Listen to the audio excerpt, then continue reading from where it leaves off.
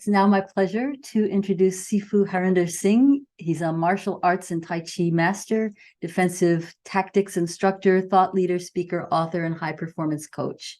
He teaches elite audiences and organizations how to thrive in chaos by living the flow state. He's trained more than 150 elite military and law enforcement agencies, Silicon Valley business leaders, and professional athletes how to thrive amidst chaos, uncertainty, and overwhelm. Founder of Master Your Center, a peak performance method designed to build energy, relax under pressure, and flow in chaos. He says, the ability to slow down time, expand your awareness, and let go of tension on command is the most important attribute necessary for peak performance and optimal health. His presentation today is called Stillness is Your Superpower, How to Live a Life in Flow. Welcome, Harinder, Sifu. Thank you. Thank you so much, Vicky. I really appreciate it. I'm so humbled and honored to be here today with everybody. Amazing speakers have gone ahead of us. Tai Chi, Qigong, and Neigong practices have absolutely transformed my life.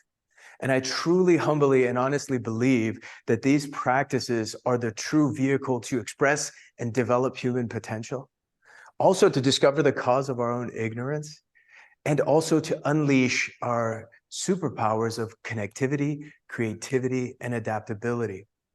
You see, the still point between stimulus and response is the master key to success in both personal and professional performance. But the issue is today's modern society is a very reactively tense society. And because it's a reactively tense society, we're suffering from an energy and a time crisis.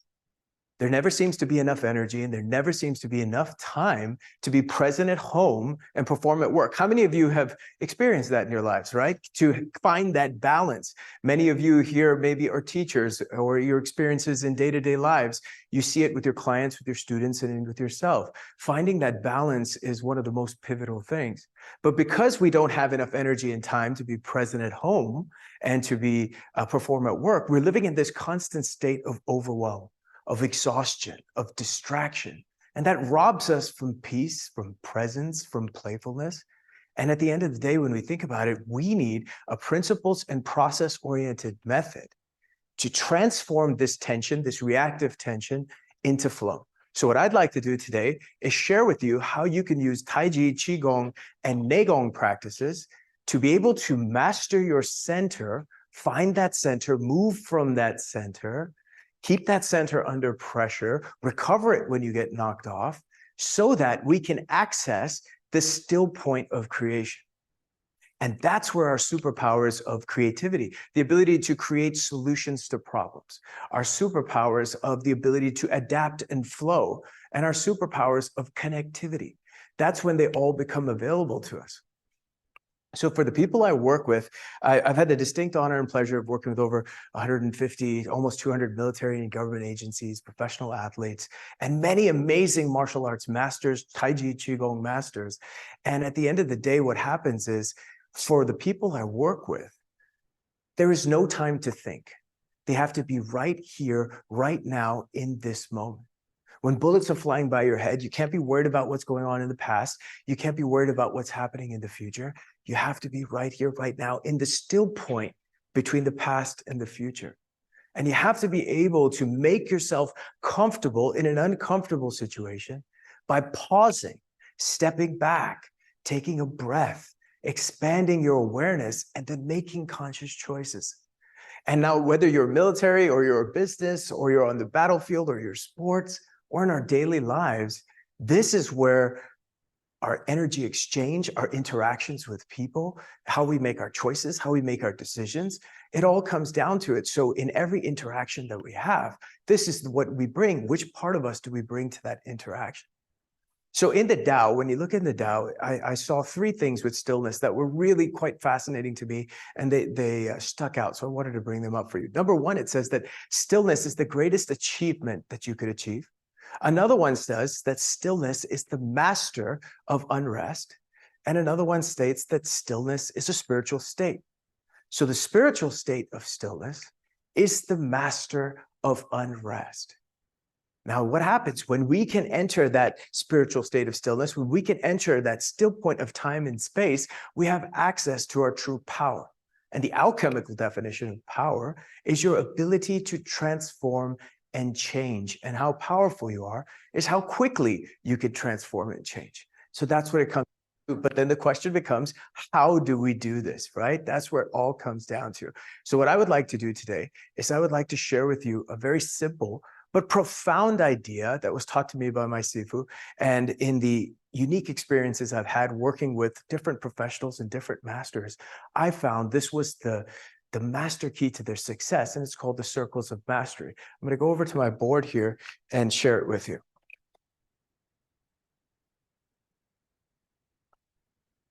Right? Okay, so our true self, this is who you are. Okay, that's who you are, your true self. But then something happens. Life hits you. Life hits all of us, right? Life hits our finances. Life hits our relationships. Life hits our health. We get betrayed. We get rejected. We get abandoned. How many of you have these experiences? Raise your hands, right? We've had these experiences in our life. And when these experiences happen in our life, what happens is we build another wall to protect us. This is your true self of who you are, your true self. And then to protect this true self, we build this wall. And that first wall we build is based on fear. And that's where the ego gets created. Now what ends up happening is we start drifting from our center, spending away from our true selves. We start to build another wall around that. And that wall is going to be self-doubt. And self-hatred. Why? Because if you doubt yourself, if you don't trust yourself, you hate yourself. You're having this conversation happening all the time. Now we keep drifting away, and you hang out here long enough, you build this final wall around you, and that wall around you is your mask. This is your, what we call the acquired personality. That's who you think you are. Writing on a curve is interesting. Okay, so let me share with you something about me and my personal experience. When I was 13 years old, about 14 years old, I lost my hair to alopecia. Okay, so I don't have this dynamic look just for speed as a kung fu and stuff like that. Okay, I dropped my hair when I was 13 years old, about 14 years old. Imagine going into 9th grade, okay? You're going into 9th grade, you know, you want to mac on the girls, you want to be popular, you want to do all that, and you're going like this and your hair is just falling out completely. And mind you, at that time, The Rock was not around, right? The Rock was not around. Nobody for me to look up to wasn't there. So what did I do? I was ashamed. I was afraid of what people thought of me. And I was ashamed. I didn't like the way I looked. And then so I got a wig, and I wore a wig from 13 to 28. I hid. And I had this mask. I developed this personality, this idea of this individual that had no problems, that could do anything, that could conquer all things. And that's the thing. This is how we build these masks. But I drifted so far from my center until one day I finally met my center, met this center, this true self of who I am. It was the summer of 2001. And in the summer of 2001, it was my senior year of university. I went to the University of California, Davis, because also once upon a time, because of this acquired personality, I was a computer and electrical engineer in the dot-com boom days in the early 2000s, because I was after acquisition to fill the holes because I couldn't feel who I truly was. Now, in that spring quarter of 2001, there's a bonfire, there's a huge party. So University of California, Davis, about 2 hours away from San Francisco. We are the last 2 cars to arrive to this big bonfire party at Ocean Beach. And on the beach, about 100 yards away from us, there's a big bonfire. There's about 100 people. We're the last 2 cars to arrive, and it's college time. So what do? You pull up and you pop open in the trunk, you crack open a few beers, and Mr. Jack Daniels is over there, and you have zero situational awareness. And you know, another thing my teacher told me is that good things happen to you when you least expect it, and when you're having a good time and your guard is completely down. Now, literally out of the darkness, coming from the left side, there was a local gang of 25 people. And these 25 people were looking for someone. To the right of me was my roommate, and to the left of me was my roommate, and to the right of me was a good friend of mine, and he was smoking a cigarette. Now, the interesting thing was they had a leader that led them this way, but all the way to the left of them, the guy closest to me was a guy, he had literally just ripped off a 2x4 from the fence, and it still had the nails sticking out, and he had it straddled like this. His shirt was open, and he had tattoos. So in this situation, it's like everybody froze, didn't know what to do. The leader asked the person to the right of me for a cigarette. In that moment, we looked over here and boom, they snatched my roommate, took him to the center, made a formation, and the guy with the 2x4 took a swing at me. I went for a block, and I like to think I hit him back. I swung. I don't know what happened in that moment, but in that moment, I had to make a choice. It's a fight or flight moment where you have to make a choice. Do I stay or do I go? Now, I decided to stay, but I did absolutely nothing heroic. But the purpose of the story is, in that moment when I decided to stay, time and space split, everything stopped, and I experienced the most beautiful moment of my life. Because for the first time in my life, this mask, this wig-wearing person, this self-doubt, self-hatred, and shame, the fears of what other people thought were absolutely obliterated, and I could meet my true self in the center. I finally felt it, and time and space totally split. And it was like a matrix experience. Everything was coming slow, but it felt so beautiful. And it was so hard to describe, but that's exactly it. Sometimes, I don't know if some of you have ever been with a wave. Okay, when you're with a wave and you're having a shore break that's coming. So shore break is you're about water this high, and the wave is going to break about 10 feet above you. And when that wave comes, you have to duck down. And at the bottom, about this far from the ground, there's a still point. And if you put your chest to the ground, the force of the wave goes over you. And when the force of the wave goes over you, at the bottom there's this stillness, this beautiful moment. And that was that stillness and chaos that I experienced. Now, from that moment, I got obsessed. I got obsessed with flow states, with peak performance. And I was like, I want to know how to get back here. How do I operate from here? And in my research, what I found is most of the time, there's 4 pillars to that flow state.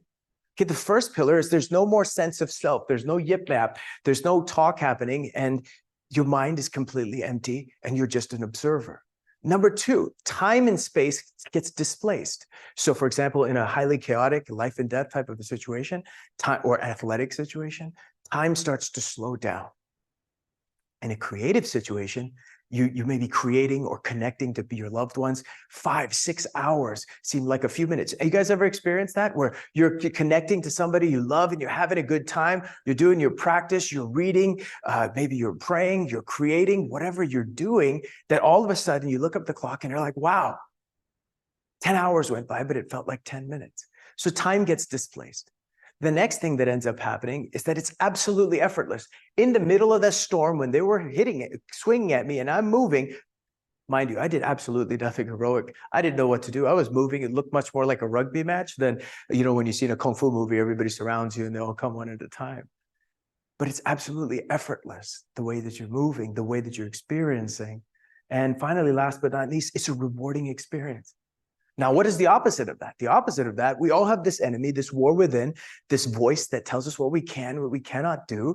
And when our mind is going on, that acquired personality, that doubt, that fear, that all the walls that we've built up, all the things that we've acquired, all of those things start to muddle it. And now we can't be still anymore. And now, instead of being in the present moment, we're either stuck in the past worrying about or thinking about something that's happened and we can't let it go, or we're stuck in the future worried about something that's going to happen, and we're no longer in the still point of time and space in this present moment.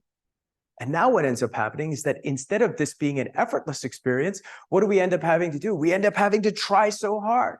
And when we try so hard, we increase tension in our lives, we increase expectation in our lives. And when we do that, what ends up happening? We get exhausted. And that's why we're living in this constant state of overwhelm, exhaustion, and distraction, because of this concept that we're living so far from our center. It takes life force energy, it takes chi, your chi, to support this structure. So we can do all the Qigong practices, the Neigong and the Tai Chi practices possible, but if we don't understand and address this structure, the energy that we're cultivating is feeding this idea, and so we are going to be always in a depleted state of energy. And when you're not coming from your true self, you're wasting time. So it's an important thing to understand. The next piece that I discovered about flow states is, how do most people get into flow? What are the researchers doing? What do people do? For myself, I had a flow or die situation. It was either get into flow or not. So that situation broke through all these masks, broke through all these walls, and I got a chance to feel it. But what does that mean? I have to go get attacked in a street fight every time to feel this? That's not sustainable, okay? So sometimes if you look at like big wave surfers, they're surfing big waves. But now you have 10-foot wave gets you here. Now you need a 20-foot wave. Now you need a 30-foot wave. Now you need a 40-foot wave. Other times what people do is they need isolation. They need to go to the mountains. Nothing wrong with it, by the way. I love doing these practices. They need to isolate themselves, seclude themselves, go to a beach, go on vacation, do things. But again, that's not sustainable living in this world today. We could do it temporarily. And the final state that you see nowadays, I have a lot of clients that come to me that, and a lot of people and executives and people across the world that are trying to find the center, who they truly are, experimenting with psychedelics. But none of these three things are sustainable because all of these three things are outside of yourself. And that's the beauty of the Taiji, the Neigong, and the Qigong practices, because they are by ourselves. We don't need anything else. I can take this journey within myself. That's the key. So I have the power for it to become instead of acquire something outside of myself. If I need anything outside of myself to enter my center, that's not going to be sustainable. Okay, so this is the first piece of the circles of mastery.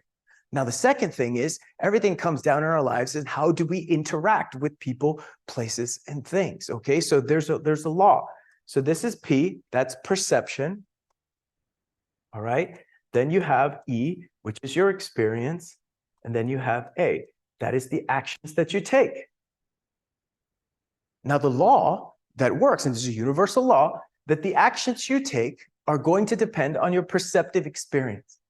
This is a very important thing to understand, that the actions we take are dependent on our perceptive experience. So the question becomes, who's perceiving? Who's perceiving? Are we perceiving from our true self, or are we perceiving from our mask? Because the thing about flow, the thing to understand is when we're operating from these masks, from the self-doubt, from the security, from the fear and the ego, we have these three blocks. And these three blocks are called security, control, and approval. All right? So I like to say it in a fun way. Control freaks. Who are the control freaks in here? Raise your hands. Come on, I'm also the president of that club, right? So control freaks. Who in here is a security cat? Okay, you're afraid, you need security. And who in here is a approval junkie? Come on, we all seek it, right? But let me explain it a little bit further. Control freaks, all right? What happens with control freaks? That means that something happened to us in our past that we have not healed from. We still have anger and resentment from that. And because we do, we try to control everything in our present because we've been hurt and we don't want that to happen. And so when things don't go our way, when they're out of control, when things get thrown in that are in flow per se, we freak out. Next, security freak. That happens when we're afraid of something that's going to happen in the future. We're attached to the result, maybe victory, maybe defeat, things of that nature. So when that starts to happen, we have to make sure that we are able to come back to the present because now we're attached to a result in the future. Okay, very important to understand. Oh, I think we're having technical difficulty. You guys can hear me? All right, can you hear me? Give me a thumbs up if you can still hear me. We can hear you. All right, hey, what a perfect way then to just go with the flow. You know what I'm saying? It's technology, it comes, it goes, but we can't be rocked by it. That's the thing. It can't be like, oh shit, what's happening? Where's the person? Where's my video? Oh my God, I gotta start again. These are all things that happen when we don't understand who's in charge. Okay, so back to what I was talking about is when we talk about understanding perception, experience, and actions, security, control, and approval get in the way. So once again, security, it's a thing of our pride and our ego, and we are attached to the result. We are attached to victory and defeat, and that hasn't happened, and we're bringing that tension into the present. Now, approval. If you're an approval junkie, that means if you need anything outside of yourself to make you feel whole and total, you're seeking approval, specifically other people's opinions. So when we have security, control, and approval, we can never get to this center. This is an important thing to understand, and these are the blocks of flow, because flow state is natural. It's always happening. It's just that we have these blocks. They're like kinks in a hose. So you never have to enter flow. You have to understand what are the blocks that are blocking your flow and address those things. So back to perception. When you look at the perception, who is perceiving? Are you perceiving from your true self, an observer, an unbiased observer, a noticing awareness that's not emotional? Or are you observing from fear? Are you observing from self-doubt? Are you observing from the mask, the acquired personality that you created to make yourself feel safe? It's a very important question. So who's the perceiver? Because if I'm perceiving from one of my masks, then my experience is not what is actually happening, it's what I think is happening. That means my actions that I choose are going to be based on what I think is happening. And what I think is happening is a simple thing. It's what's actually happening plus my own personal stuff. And that's going to disrupt the actions that I take. So the law of effective interaction, if we want to interact effectively with my children, my loved ones, my wife, with you guys over here, I have to perceive what is actually happening. This is a very important thing to understand. If we understand the performance metrics for the people I work with, perception and trust. Perception and trust are the hidden performance metrics. If you are not operating from your center, you do not trust yourself. So what happens? You're filled with doubt. You're never going to feel safe because you're coming from these walls. And if you don't feel safe, you're going to do things to protect yourself. That's going to create tension. That's going to create overwhelm. It's going to create exhaustion. That's going to rob you of peace, presence, and playfulness. Okay? Everybody tracking with me? Give me a thumbs up if we're rocking and rolling together. Wonderful. Okay, so the next thing I realized with regards to masters, in studying these masters and having the great privilege of being around amazing teachers and professionals, I realized that what masters do is they shift their perceptive experience first, their perceptive state, so they're experiencing what's actually happening, and then they take actions. We're living in a society that says do more to be more, so you jump straight to action. But the idea is pause, slow down, be more, come to your center, be more, see more, do more. It's going to change how you interact with people, places, and things. And it's going to save you on energy and time. Because to support this structure over here, you need precious life force. You waste a lot of time because in choosing actions, you know how many times have we ever made a choice and afterwards you go back and in hindsight, you're like, oh my goodness, I wish I didn't make that choice. How many have had that experience? And you go looking backwards and you have that thing. It's not the choice you want back. You want the moment you had before the choice. You want that moment you shifted the state so you could see what you didn't see.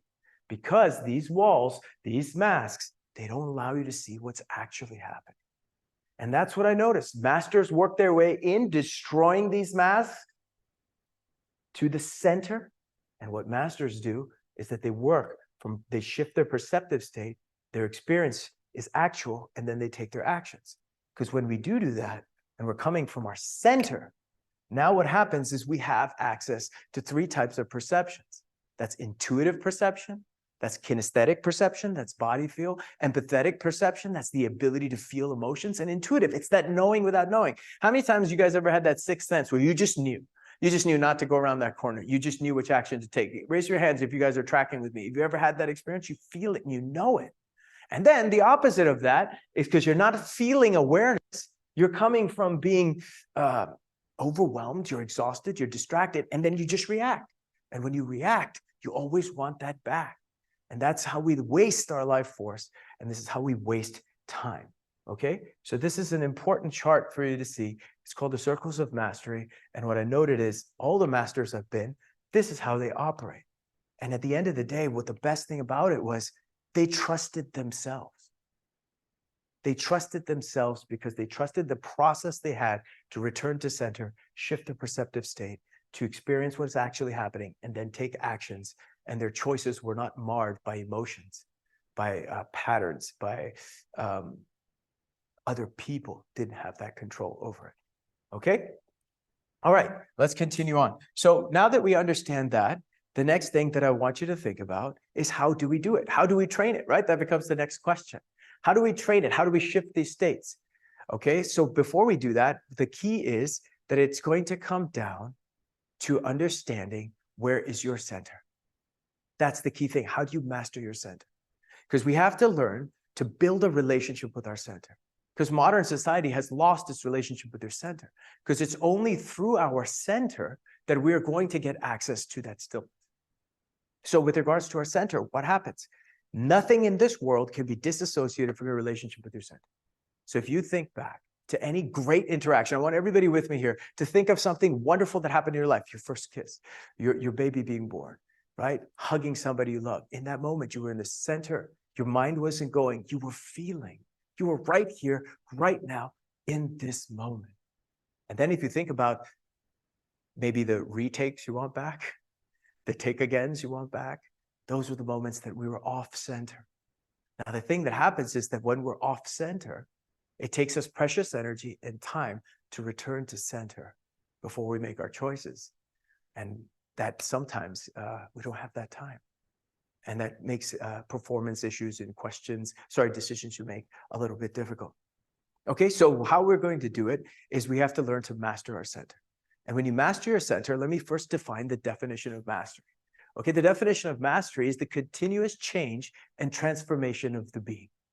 The continuous change and transformation of the being. And my Sifu said to me, hey, you know what we're going to do is we're going to take on this ridiculous task of freeing yourself from yourself so that you could be of service to the world. And I was like, hey, man, I just want to learn Kung Fu. I just want to learn how to kick ass, right? But he's like, if you want to do that better, if you want to be a healer, if you want to connect to the divine, if you want to connect to your loved ones, it's the same process. It's those masks, these walls that are all in the way. And they rob us not of just peace, presence, and playfulness, but also of great performance.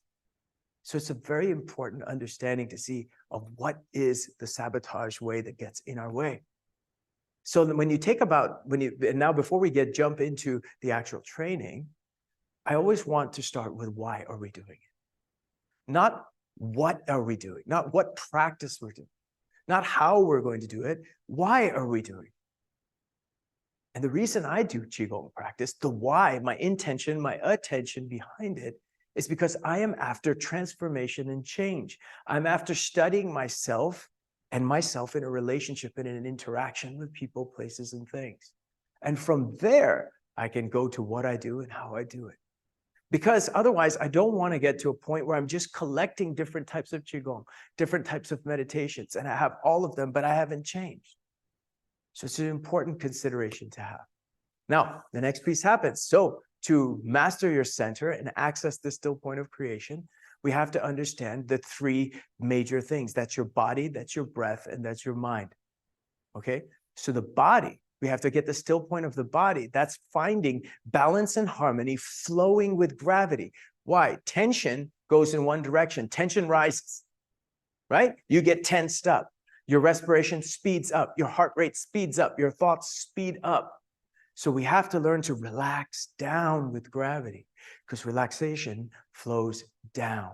So first we have to find that balance and harmony in the body. The next is we have to find the still point in our breath. That's the change between the inhale and the exhale. That's how we access quiescent stillness. The next piece from there is that we have to find the still point or the center point of the mind. The center point of the mind, you're not in the past, you're not in the future, you're right here now. And in right here now is the access to the still point of time and space. Now, to enter stillness, we need to align the body, the breath, and mind so I can get to the center of the still point. Does that make sense? Everybody with me? We have to have that alignment. That's a fundamental important thing. And the next piece is if you look at center, many times I'm sure you've all heard, if you do Tai Chi or Qigong, there's a classical model that says heaven, man, and earth. Man is in the center of heaven and earth. Heaven is your higher power.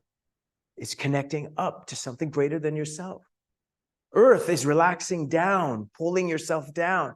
And man, the body, mind, and breath is in the middle. So can we align all this together? When we can, we bring great power to our practice. Okay, that's a fundamental thing that I want you to understand, the mechanics of it. Now, as a method and a training method to cultivate this, and then we're going to go and do some exercises together to find it and feel it together. Sound good? So as a method, we have to learn to find our center. We have to learn to move from this center. We have to learn to keep the center under pressure. And we have to learn to recover the center when it gets knocked off. And our training, if our training method is a practice, a strategy, and a way of life. If it's all the same thing, then we can embed this in our life. So it's not like I just did my Tai Chi practice, I'm feeling good, and then I go off into the rest of the world and I forget it. How do I live Tai Chi? How do I live Qigong? How do I embed it in my life? That's if my practice, my strategy, and my way of life, if it's all about finding my center so I can enter the still point and experience from there, I have opportunities to practice it many different times. And the last thing is in your practices, you have a static practice, a dynamic practice, and you have an interactive practice. So static, stillness and stillness, dynamic, stillness and motion, and interactive. It's stillness and motion under pressure and in exchange with people, places, and things. Okay, that being said, let's jump into a practice together. If you would all please join me and just stand up, and then we're going to learn to find this center and then move from this center. Okay, what I would like you to do is I'd like you to stand shoulder width apart, but Chinese shoulder width apart, which is, not from the Americans, the Chinese. So it's just outside your shoulders. All right, I want you to tuck your pelvis under.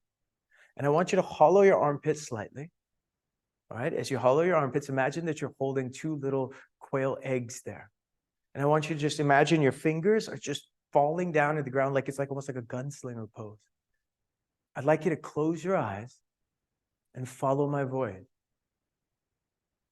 I'd like you to place your intention and attention on the bottoms of your feet. And I want you to rock your feet forward. Feel the weight shift to the balls of your feet. Feel the pressure of gravity. Now rock back.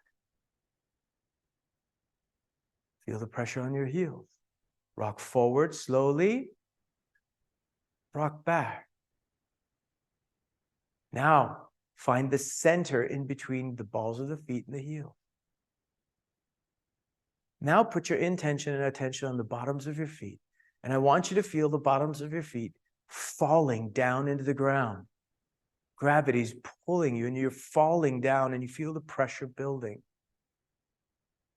Now I want you to feel the top of your foot falling on the bottom of your foot, compressing it. Now please put your intention and attention on your ankles and feel your ankles falling on the tops of your feet, which compress to the bottoms of the feet. And you're starting to feel more and more pressure on the bottoms of your feet. Now let's move up to your knees. Let your knees fall onto your ankles.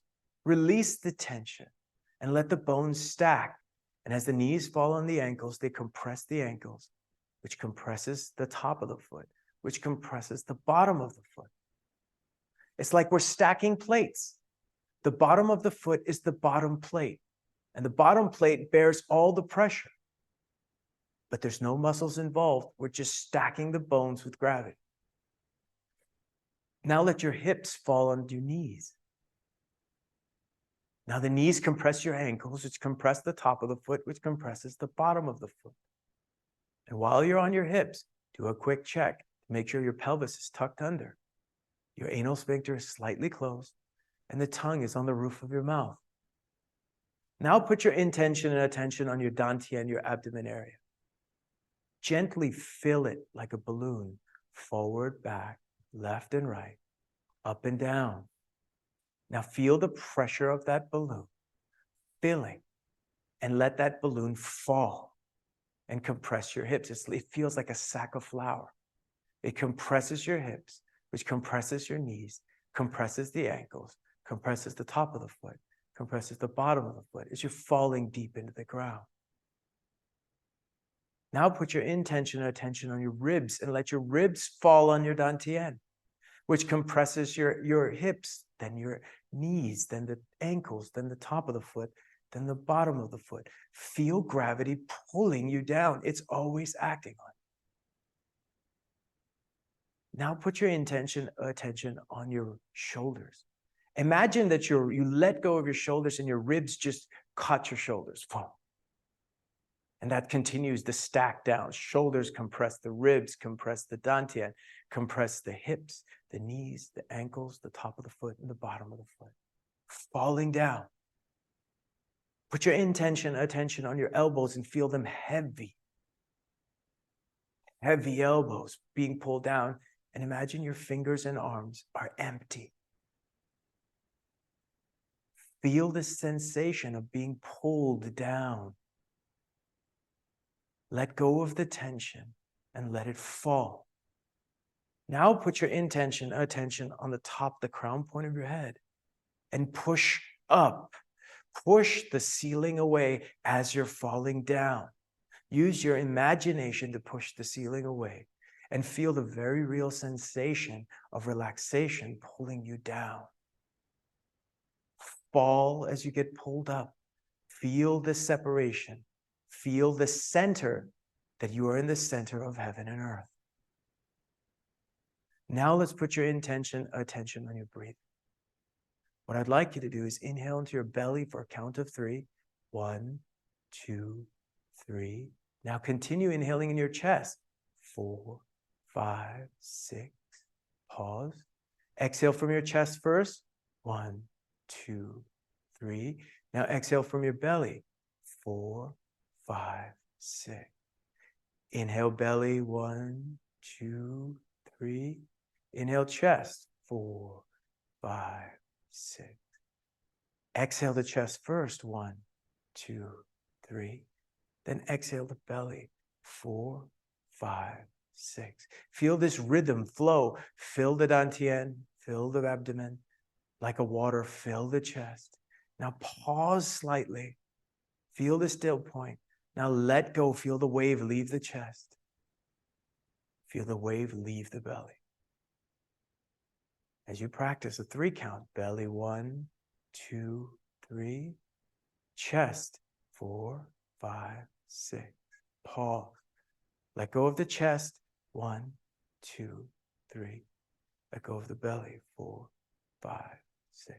For some of you who are more advanced, tune into your heartbeat. Let your heartbeat determine the count of filling your belly for 3 and filling your chest for 3. And letting go as well. Find your own ebb and flow.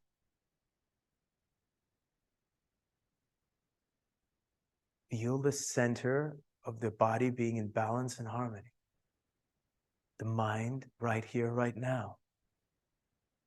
And the breath flowing like water, pausing at the top, leaving the chest first, leaving the belly. Now expand your awareness and feel the front of the room. Feel the back of the room. Feel the left side of the room, the right side of the room. Feel the ceiling above you and the ground below you.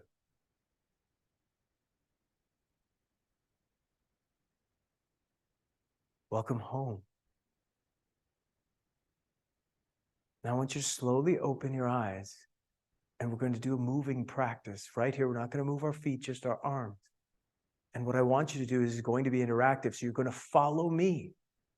Okay? So the first thing we're going to do, this is called the golden ball. I want you to gather, rise, expand, contract.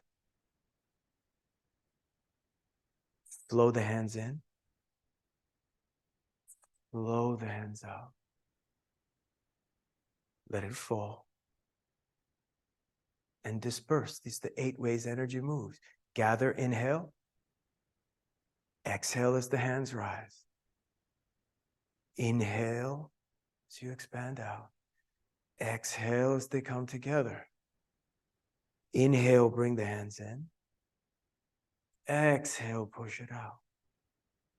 Inhale, fall. Exhale, disperse. Inhale, gather. Exhale, rise. Inhale, expand. Exhale. Inhale, flow in. Exhale, flow out.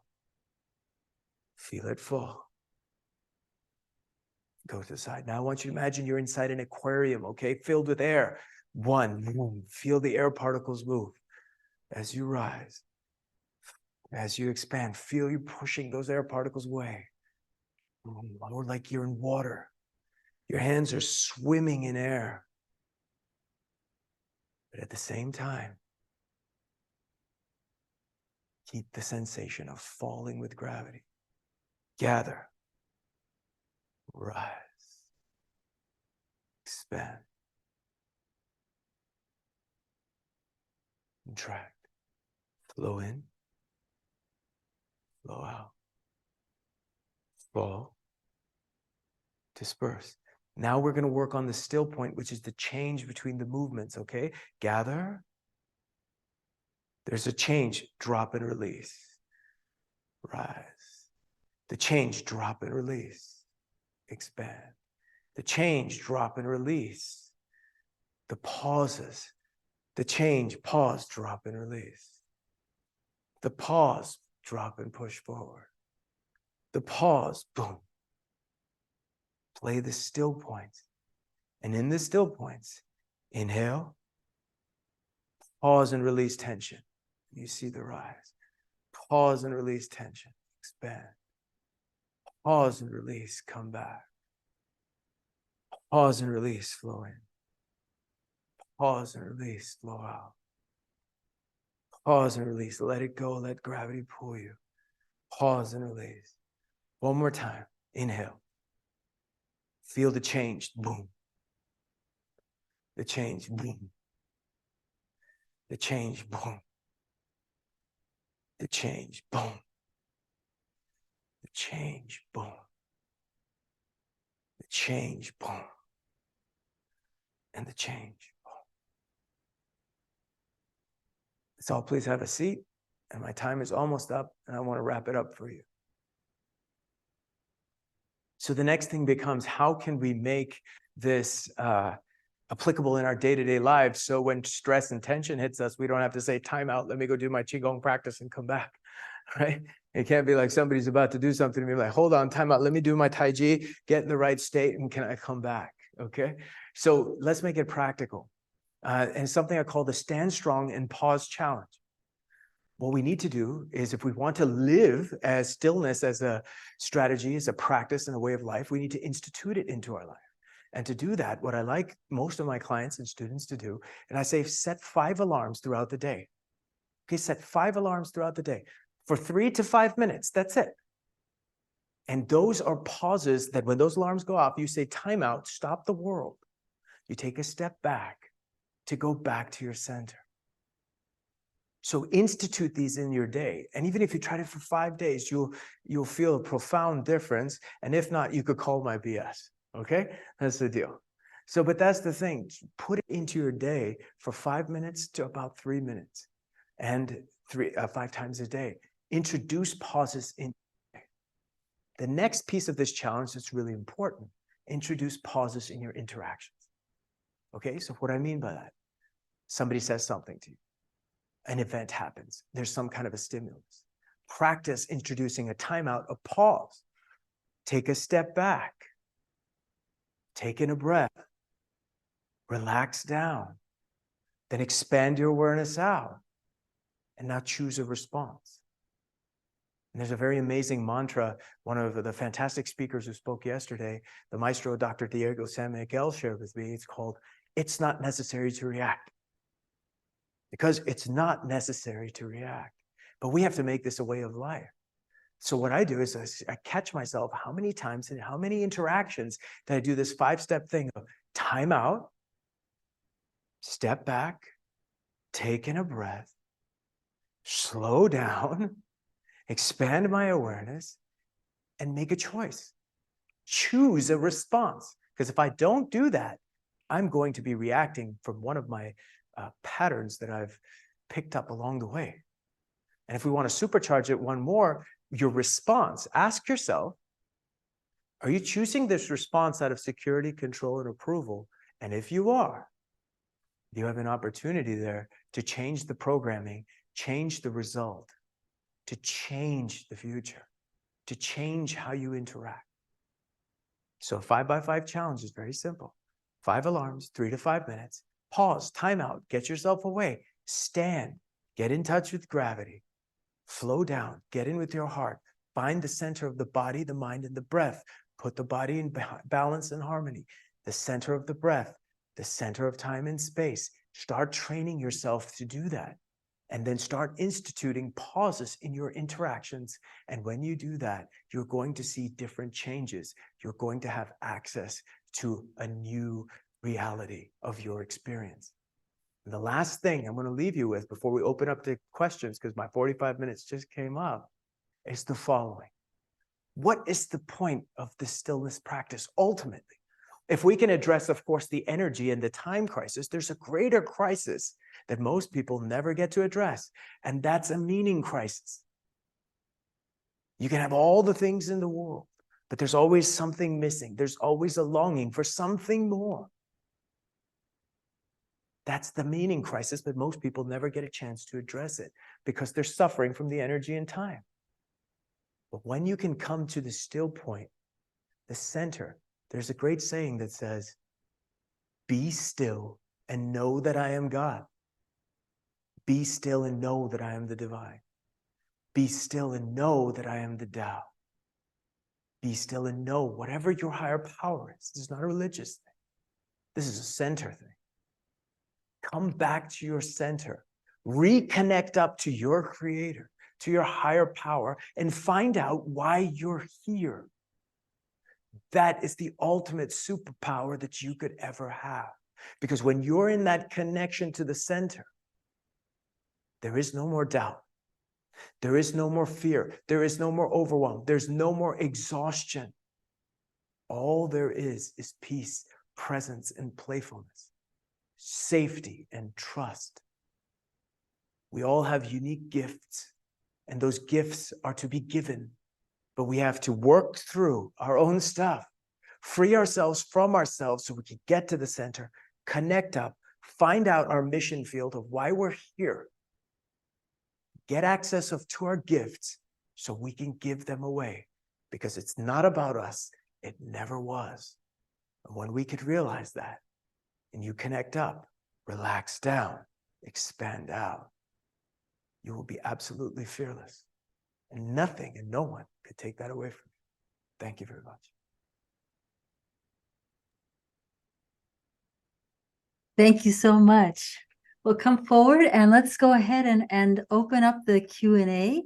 Who has a comment? Who has a question? You're getting a lot of people have been very inspired. Wonderful storytelling, wonderful information. Lots of greats and inspirings, but is there something that you'd like to ask or that you would like to share? It doesn't even have to be a question. It could be just something about how this landed for you. A lot of people saying wonderful. You'll have to check out the chat. I can see it right here. Oh, great. It's good. It was, I agree, Kathy, a great ending to a wonderful weekend. So, anybody have an experience that reminds you of anything that Harinder was sharing? Yes. I think there's a question from... I see you, Paris. Yes. Okay. Paris, sorry. Oh, I just wanted to say I really appreciate your instruction for Golden Ball, and not just the instruction, but how to apply it to life. That's really helpful. Thank you. Oh, thank you so much, Paris. Thank you. Thank you. Anybody else have a reflection? Sometimes, when and many of us here are teachers, that it helps to have a little bit of reciprocity here of something coming back. So I'm seeing all this appreciation, beautiful appreciations. Anybody want to say anything else or ask? Could I ask a question? Yes. I have just a reflection. Your practices reminded me so much of my original teacher, Sifu Nam Singh from San Francisco, over 40 years ago. And I'm thrilled to have it back, and I'm looking forward to doing the replay because I think your work is wonderful. And I have great respect for you. Many blessings. Oh, thank you. Thank you so much. I've just been blessed to have the most amazing teachers who didn't kick me out and held on to me, my eroticism and all that stuff. So. Damaris. I just wanted to say I really appreciate your presentation. your stories, your style. You know, one way that I might describe it is that you're describing how to narrow the gap between that real self, that true spiritual nature, and all the personal aspects, whether they're real or not real, and how to lean backwards into that presence, however you do it, with your times through the day or continuous practice or whatever. I think it comes through you and your whole body expression and your story expression and your voice. It's very nice and good. Thank you so much for your kind words. It means a lot. Thank you.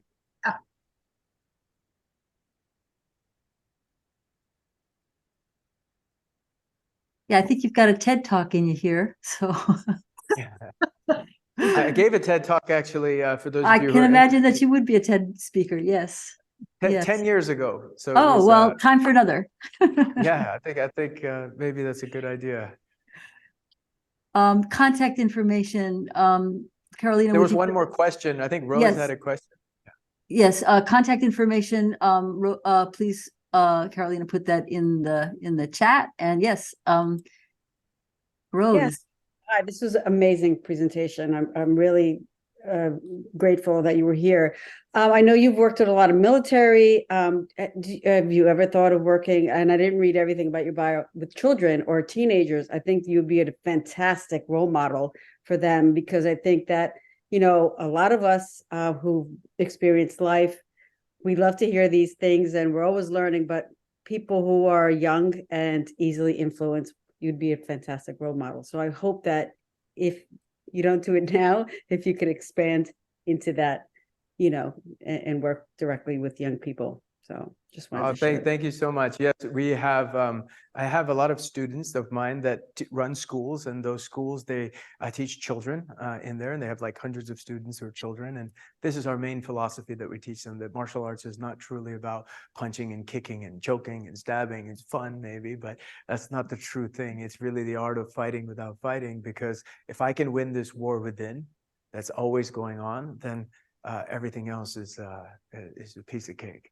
And then we try to instill that in our children right when they grow up, because as you know, and I think the people listening, we're living in a society where social media, what other people think, and is happening so much that people lose that, especially children, that connection to the center, and it takes them away from the greatness potential that's within them. Yes, thank you. So Lauren has an interesting question, which is, when someone develops a mask that has the facade of being spiritual, is it more difficult to find your true self? Yes, absolutely. I think that's one of the things, is that we have to truly see what is the intention or the motivation behind it. One of the things when you look at the masks, the circles I drew, that as you come down and when you come to your true self, you realize something, is that now it starts again. It starts again because you have to keep drilling your way in. And once you've thought you've come to the center, you feel great for a while. And guess what happens? Boom, you get another view. You're like, wow, you have to keep drilling it in.